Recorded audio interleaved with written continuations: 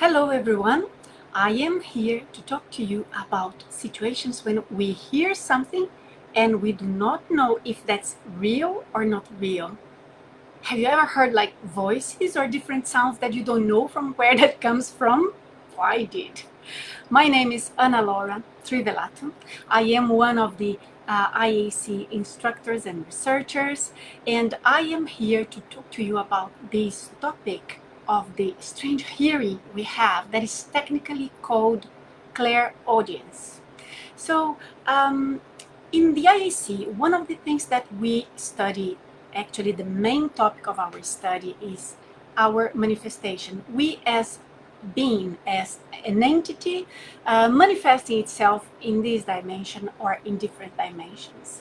What we have noticed is that our reality goes much beyond just the physical reality.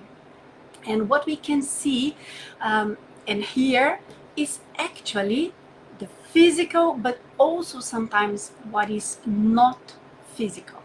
So when we are outside of the body, we may have a situation where we use different senses, and these senses are actually an expansion, let's say, of our physical senses.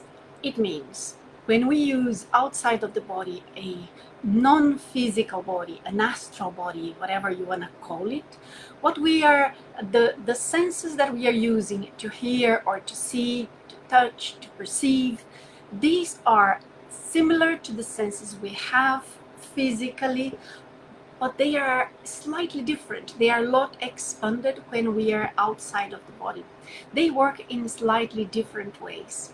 The interesting thing is that the clairaudience, or the capacity to hear what is non-physical, is the natural hearing when we are outside. So when we have a phenomenon that we call astral traveling or astral travel or projection of the consciousness, they are all the same. So when we are outside, obviously you leave your physical body lying down, sleeping, and then you are using something else. This other body that a lot of people call astral body. So this astral body has a natural senses, and this is one of them. So the interesting thing is that in many occasions, for some people, naturally, spontaneously, they have the same capacity to use these senses while they are using the physical body. It's not because it's so different, but it's just like an expansion of what we already have as our physical senses. So in the same way, we feel, we hear, we see different things physically outside of the body would be the same. But if you think about it, as we are just now here, we have our physical senses, but also we can perceive what is happening in different dimensions here. I'll give you an example. When we are in the physical dimension, sometimes we perceive different energies. Sometimes people feel drained with energies or affected by other energies. One can even heal someone using the energies. The energies are actually from they are not physical. It's not they are from a different dimension, but they are not physical. So in the same way, I am physically now, and I can perceive and manipulate energy that is not physical. Therefore, the same would happen with our senses. So we see that. Very interesting. I see an interesting comment here. Thank you, Marco. It is, for some people, that can be the clairaudience, the hearing or images coming to your vision just naturally, eyes closed, and you still have flashes coming. Generally, when we are relaxing and about to sleep, this is actually very common when we are about to have an out-of-body experience, as you said, as a symptom or an indication that you would have one. For some people, and that happens kind of often, is that you hear someone say your name. It's like someone calling you, and then when you perceive, actually, you recover your lucidity or your awareness, and you are already outside. So that's a very interesting comment, and that does happen. Sometimes we can have the flashes or the clairaudience, and they happen right before. That's very interesting. So while we are outside, we are using the subtle body, the astral body, and then these senses are different. But what I was about to say is that even physically, how many senses do we have? What are the senses? So we generally think about the five senses, and probably you have heard of the sixth sense, but how many do we have? In reality, I have studied quite a lot the senses and the expansion of our senses, and it seems that can train new ones. People who are blind can train, for example, to locate themselves by clicking, and then they know where they are, like a bat. It's a very interesting thing. But just so we think about this, in the same way, we can train our physical brain to expand our senses to something we don't even have a name for that. Imagine our non-physical body. It has a lot less limitations. So some of these studies, they say we have 30 different senses, like the balance, and other ones like the perception of your position, your physical position, your perception of how you feel internally, and so on. But some of the studies that I have seen, they say we have probably limitless physical senses. It means, according to the needs, sometimes people end up developing other ones, which comes to a very interesting idea, is that if physically we can develop the senses, what about when we are using the non-physical body that has less limitations? That is an interesting idea. But now, just thinking about this, some of the physical senses, obviously, we have them naturally. The clairaudience, or the hearing of the other environments, that's information that is non-physical, also happen naturally. So people are not, we are not doing huge effort for that to happen. But some people do have more, how can I say, more spontaneous. They have it. It's more like a natural tendency, as we have different perceptions. For example, pain perception. How much a lot of pain is for you or for someone else can be a lot different. It seems that some people have more resistance to pain than other ones, just physical pain. So in the same way, the non-physical ones, they can also be developed, perceived in different moments, and they are very natural, very spontaneous. It just happens.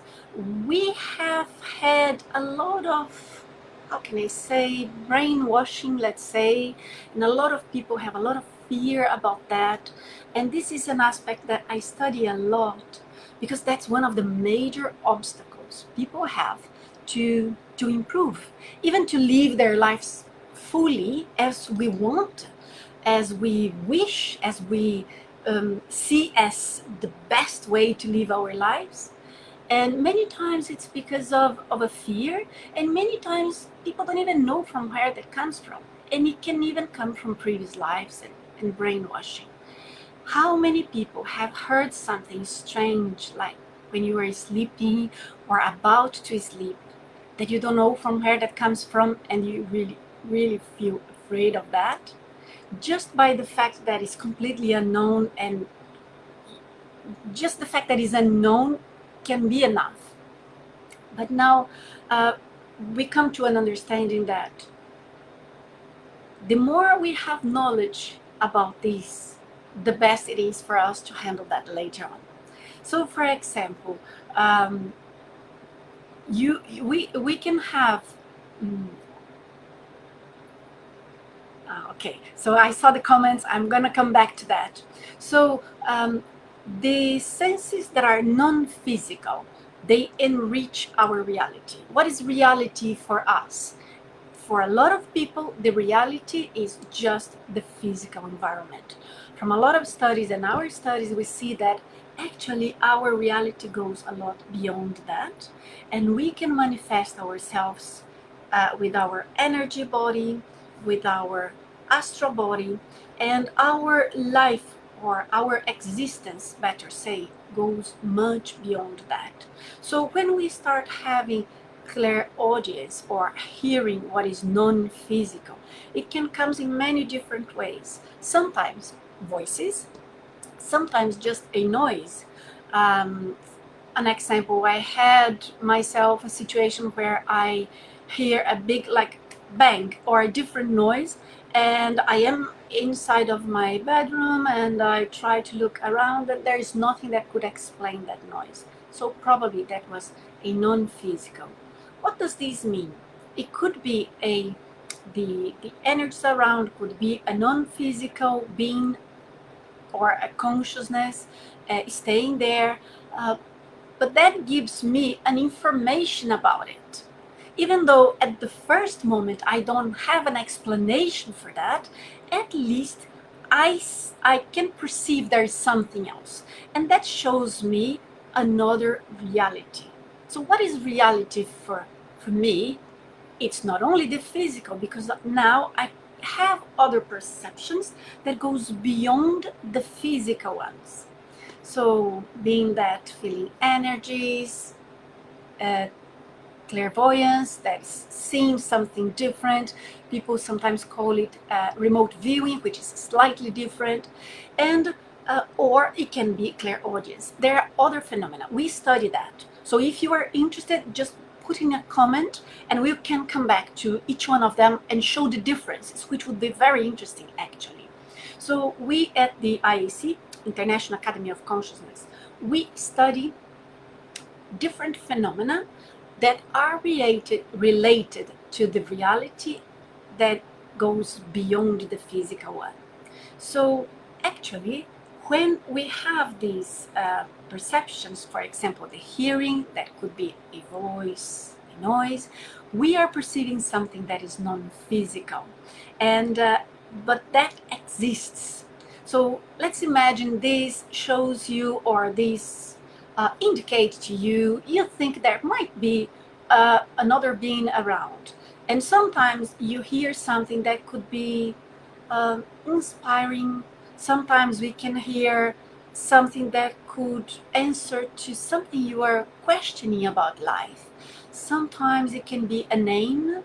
It happened to me to hear, for example, a word that I didn't know the meaning of that, and I went to the dictionary, and that made a lot of sense later on to me.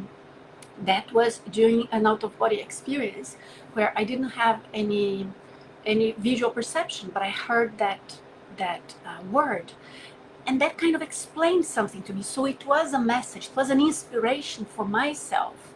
So it's something very specific, but it can not only bring new different information about this expanded reality, but it can also help me to understand these things, and obviously having messages, having a information about these possible consciousnesses around, that sometimes, as I said, could be very inspiring, could be very positive, and in other occasions maybe not. Maybe you feel threatened by that. Maybe you feel that is like putting some pressure on you, or make you feel uncomfortable, or that you don't have space even to be yourself.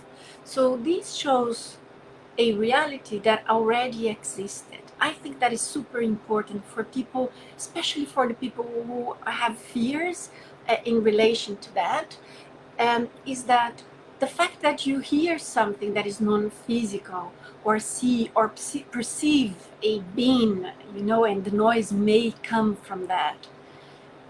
The fact that you perceive this is not creating that. You are just capturing an information, or perceiving the consciousness that was already there. So the fact that you perceive just gives you that information. So now you can handle that in a better way. A lot of people, they think, if I don't see, if I don't hear, then it doesn't exist. So it's better for me, I don't need to deal with that. But in reality, from what I can see, actually that doesn't make it disappear. And it's best that we know so we can do something about it, whatever that is. One of the things that we have noticed that helps a lot is learning how to move your own energies and deal with energies. Energy containing information. Other consciousnesses can influence us. So when we perceive their presence, being by clairaudience or any other means, at least we have the means to deal with that situation. So learning how to perceive these subtle, non-physical energies and to deal with this situation is what's going to help you to have less fear, feel more confident, and embrace that is actually a natural sense. Like we have the physical one, that's an expansion of the physical one. So let me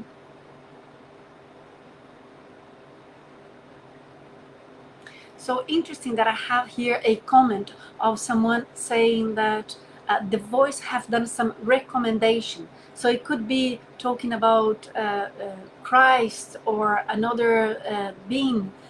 It does not depend on what is the how can I say, the consciousness they are talking about. A lot of religious people have had visions or hearing, and a lot of religious experiences are related to that. Transcendence experiences are related to that, independent of being these Christ or another saint or Buddha or whoever is the figure that's for you someone more evolved. The fact is that these voices or these noises are coming from somewhere. It's important that we understand how to perceive and how to deal with that, to have a more, how can I say, natural conviviality with that, without how can I say, trying to escape from it, as I said before, like trying to pretend it doesn't exist to see if this disappears. As far as we know, it does not. And dealing with that as something natural, spontaneous, that is just one more information that we have from the environment. That is not only physical one. The interesting thing, an aspect that I can bring to you, is that we sometimes feel that in our energies, and people who have that sensitivity for the energies, they can perceive. And we have noticed over time with a lot of experiences that you many times feel that in your chakra, the laryngeal chakra, that is related to the voice, but in sometimes even the parallel chakra, that is the one at the back, that we call the nuchal chakra. So, but the important thing is that the hearing could be an expansion of this one. So the more we unblock the energies, make the energies to flow naturally and in harmony, in equilibrium, well distributed, the more we do this energy movement at will and learn how to do this properly, more you can expand, but even better, controlling. Because some people, it happened to me that people say, I don't want to expand that. Why would I want to expand that? Well, because that's information about the environment where we live in. Why do we need or do we want to see or hear people around us? So it's the same. You are hearing something that is actually happening. It's not just your imagination. It can be corroborated by other people. But there is a differentiation, and I want to share with you an example of that. I have been teaching for many years, and I had a situation that happened very commonly.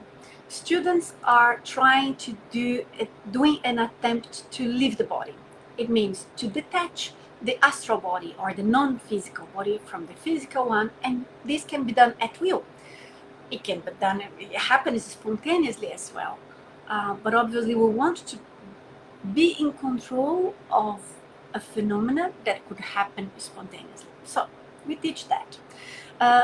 It happened very commonly. And one situation I never forget, because the person, we have our classroom in the center of London. So it's a very busy area and a lot of buses and cars around. But the classroom is at the back of the building. So generally we wouldn't hear anything of that at all, you know? And generally we would use a white noise machine. I don't know if you have heard of this, but it's very, very useful and very simple. You can buy it easily online. White noise machine, which covers up these kind of noises from the environment. So you can be sure that whatever you are hearing is not of the environment. So this person was trying to detach the body. And then she came back saying it was very noisy because of the cars, because there was a lot of noises from the street and so on. And then actually I was inside of the room and I didn't hear any of that. We actually stay inside of the room and monitor what is happening. And from my understanding, that was an expansion of the physical senses. Why? Because I have a range for my physical hearing. I have a range for my visual perception physically, but we know that more exists, right?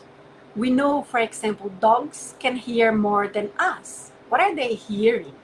They're hearing something that actually exists. So, in this case, what happens is that when we detach the non-physical from the physical body, we expand the hearing from our perception here. Why? Because we are using the natural hearing of the astral body. So what are you hearing at that point? What is happening physically in that case? She was actually perceiving what was happening on the streets here, most probably.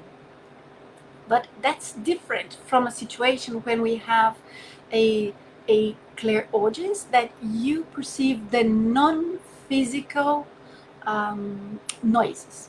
So examples of that happens very commonly when we are relaxing to sleep.